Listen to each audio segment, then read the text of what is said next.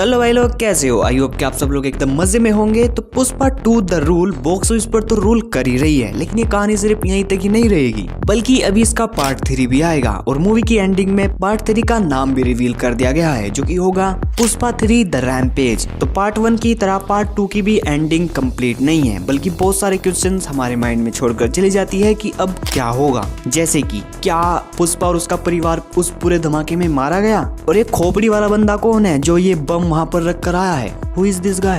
और क्या भंवर सिंह शेखावत उस पूरे आग वाले सीन में मर चुका है? और अब पार्ट 3 में क्या होगा? तो इन सारे क्वेश्चंस पर हम आगे वीडियो में एक एक करके बात करेंगे। बेसिकली इस वीडियो में हम पुष्पा 2 द रूल मूवी की एंडिंग को एक्सप्लेन करने वाले हैं, और साथ में थोड़ा बहुत ये भी जानेंगे कि पार्ट 3 में क्या होगा। तो वीडियो काफी इंटरेस्टिंग होने वाली है। सो विदाउट एनी बकचोदी लेट्स स्टार्ट। बस आगे बढ़ने से पहले वीडियो अच्छी लगे तो लाइक कर देना, और अगर ऐसी वीडियोस और देखनी है तो सब्सक्राइब कर लेना। तो सबसे पहले पुष्पा 2 द रूल मूवी की एंडिंग को थोड़ा रिविजिट कर लेते हैं कि आखिर हुआ क्या। तो एंडिंग में होता क्या है कि पुष्पा अपनी भतीजी को उन गुंडों से बचाता है जो कि उसको किडनैप कर लेते हैं, और उन गुंडों में से एक लड़का जिसका नाम होता है बुग्गी रेड्डी, वो सेंट्रल मिनिस्टर प्रताप रेड्डी के भाई का बेटा होता है। लेकिन उस पूरी लड़ाई में पुष्पा बुग्गी रेड्डी को मार देता है और साथ में उसके बाप को भी मार देता है, जिसके बाद की इस पूरी फाइट में प्रताप रेड्डी का भाई भी मारा गया और उसके भाई का बेटा भी मारा गया, जिसकी वजह से इधर पुष्पा और उसके बड़े भाई के बीच जो अनबन थी कि हम तुझे अपना नाम नहीं देंगे, तू हमारे खानदान का नहीं है,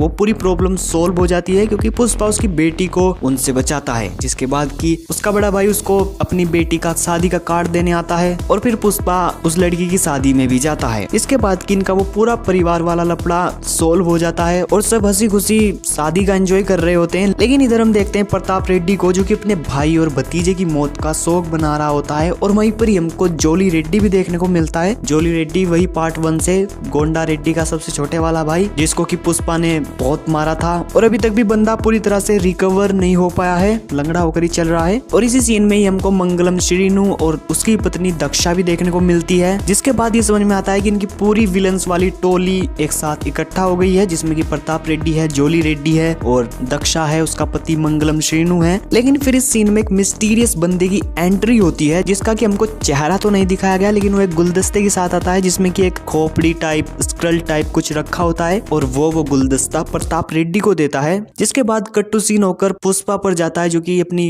भतीजी की शादी में होता है और उनका परिवार एक साथ होता है, और वहीं पर ही हम देखते हैं कि वही सेम गुलदस्ता, खोपड़ी वाला गुलदस्ता उनके सामने रखा हुआ है। और फिर उसी मिस्टीरियस गाय ने, जिसने कि सिर पर कपड़ा और एक बड़ी सी जैकेट पहनी हुई है, और ध्यान से देखोगे तो उसकी जैकेट पर भी वही स्क्रल वाला निशान बना हुआ है, तो यही बंदा रिमोट कंट्रोलर से वो बॉम्ब को उड़ा देता है, जो कि पुष्पा की भतीजी की शादी में रखा हुआ था, और उसके सामने पूरा परिवार था। और यहीं पर ही पिक्चर एंड हो जाती है। पार्ट 3 का नाम आ जाता है पुष्पा 3 द रैम्पेज। जिसके बाद की सबसे पहला क्वेश्चन कि who the hell is this guy, कौन है ये? तो देखो, देयर इज 2 पॉसिबिलिटी मेरे हिसाब से। पहला तो कि ये एकदम नया कैरेक्टर है, एक नया कैरेक्टर इन्होंने इंट्रोड्यूस किया है, जो कि मोस्ट प्रोबेबली पार्ट 3 का मेन विलन भी हो सकता है, और इस रोल को कोई एक नया एक्टर ही प्ले करेगा। अब वो एक्टर कौन होगा आई डोंट नो। और जहां तक मेरे को लगता है कि ये मिस्टीरियस कैरेक्टर प्रताप रेड्डी से ही कनेक्टेड होगा, उसका कोई जान पहचान वाला होगा, या हो सकता है कि उसका बेटा हो, या फिर मूवी में कहीं बोल आएगी उसका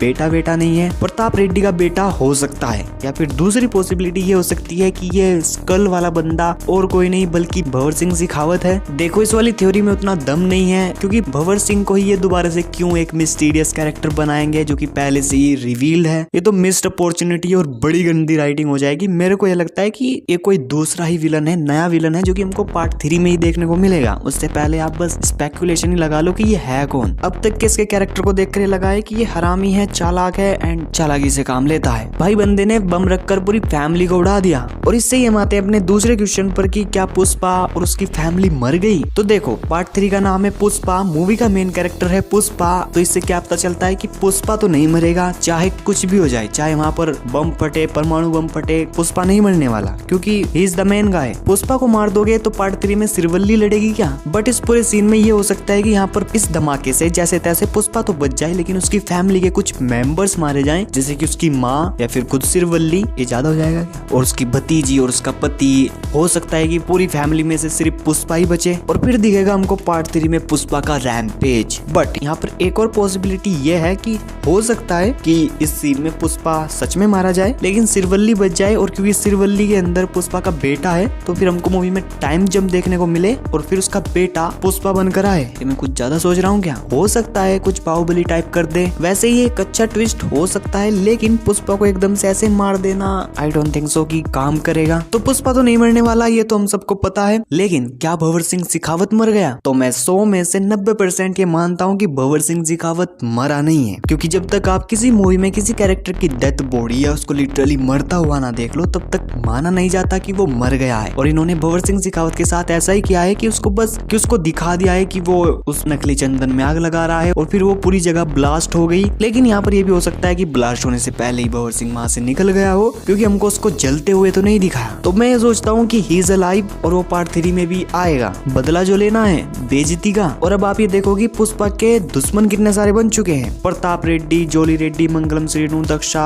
ये छोटे मोटे तो हैं ही। इसके अलावा वो मिस्टीरियस गाय, स्कल वाला बंदा, और इधर भंवर सिंह शेखावत, और इधर कौन? ओनली पुष्पा। अब इन सब के बीच होगी लड़ाई, लड़ोएंज। इसके बाद अगर हम इस पर बात करें कि हमको पार्ट 3 में क्या देखने को मिलेगा, तो पार्ट 3 में हमको देखने को मिलेगा पुष्पा, उसका रैम्पेज, गुस्सा, क्रोध, यही सब बस, क्योंकि मूवी का नाम वो है। जैसे कि पार्ट 1 में द राइज था तो उसको राइज करते हुए दिखाया, पार्ट 2 का नाम द रूल था तो उसको रूल करते हुए दिखाया, पार्ट 3 का नाम रैम्पेज है तो उसका रैम्पेज ही देखने को मिलेगा, जिसमें कि कुछ विलन्स भी एस्टैब्लिश हो गए हैं। लड़ाई होगी और क्या होगा। बेसिकली पार्ट 3 में अब ये लड़ाई चंदन स्मगलिंग को लेकर नहीं होगी, बल्कि पर्सनल होगी, क्योंकि उन्होंने पुष्पा की फैमिली पर अटैक किया है तो मामला सीरियस है। मैं भी यही चाहता हूँ कि पार्ट 3 में एक सीरियस स्टोरी हो, और वो होने नहीं वाली, क्योंकि this is mass masala entertainer movie. यहाँ पर ऐसे ही होता है, एक मुक्के से 3 आदमी उड़ जाते हैं। इसके अलावा हमको पार्ट 3 में कौन कौन से कैरेक्टर्स देखने को मिल सकते हैं, तो सबसे पहले तो वो पुष्पा ही होगा, और अगर सिरवल्ली नहीं मरी तो वो भी होगी, फिर उनका बेटा भी होगा, और पुष्पा की माँ शायद इस धमाके में मारी जाएगी, और एक आध और फैमिली मेंबर, उसका बड़ा भाई भी हो सकता है। भंवर सिंह शेखावत भी आने ही वाले हैं, और ये स्कल वाला मिस्टीरियस बंदा तो होगा ही मेन विलन। प्रताप रेड्डी, मंगलम श्रीनु, जोली रेड्डी भी आ ही रहे हैं, तो अब होगी party. And now I hope मैंने मूवी की एंडिंग से रिलेटेड सारे क्वेश्चंस को कवर कर लिया है। अगर मेरे से कुछ छूट गया हो तो कमेंट में जरूर बताना, और ये वीडियो कहीं से भी थोड़ी बहुत अच्छी लग गई हो तो लाइक कर देना। चैनल पर कहीं से भी नए आ गए हो तो ऐसी ही और वीडियोस देखने के लिए चैनल को सब्सक्राइब भी कर लेना, और ये वीडियो पुष्पा के फैंस को शेयर भी कर देना। तब तक के लिए मैं मिलता हूँ आपको अगली इस वीडियो में। Jai Hind, Vande Mataram, tata, take care, bye, and you are